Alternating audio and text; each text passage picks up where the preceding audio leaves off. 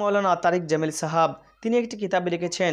সেই কিতাবের মধ্যে তিনি লিখেছেন যে তিনার একটি বন্ধু সরকারি উচ্চ পদে চাকরি করত। তিনার বন্ধুর মুখে কোনো দাড়ি ছিল না। সাধারণভাবে সেই ব্যক্তি কোনো দাড়ি রাখতেন না। তিনি যখন সরকারি চাকরি থেকে তিনি যখন রিটায়ার্ড হয়ে গেলেন, বেশ কয়েক বছর পরে হজরত মৌলানা তারিক জামিল সাহাবের সাথে তিনার দেখা হয়েছে। তো হজরত মৌলানা তারিক জামিল সাহাব তিনার বন্ধুকে দেখে ভীষণ খুশি হয়েছে, কেন তিনার বন্ধু এখন দাড়ি রেখেছে। তিনার বন্ধুকে তিনি জিজ্ঞাসা করলেন দাড়ি রাখা সম্পর্কে।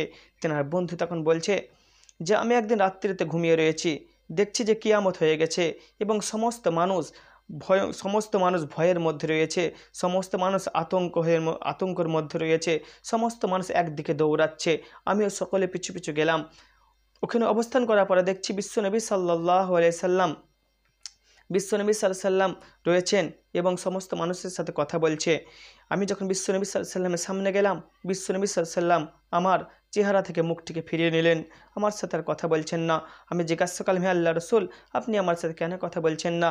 বিশ্বনবী সাল্লাল্লাহু আলাইহি সাল্লাম তখন উত্তরে বললেন, তোমার চেহারার সাথে তো আমার চেহারা মেলে না, তোমার মুখে দাড়ি নেই, আমার মুখে দাড়ি রয়েছে। আমার প্রিয় মুসলমান ভাইয়েরা, মনে রাখতে হবে দাড়ি রাখা ওয়াজিব। কোনো ব্যক্তি যদি দাড়ি না রাখে অবশ্যই গুনাহ হবে, গুনাহে কবিরা, বড় গুনাহ হবে। আল্লাহ রাব্বুল আলামিন আমাদের সকলকে দাড়ি রাখা তৌফিক দান করুন, আল্লাহুম্মা আমিন। বিশ্বনবী সাল্লাল্লাহু আলাইহি ওয়াসাল্লাম এবং তিনার সাহাবে কেরামদের সুন্নত মোতাবেক চলা তৌফিক দান করুন, আল্লাহুম্মা আমিন।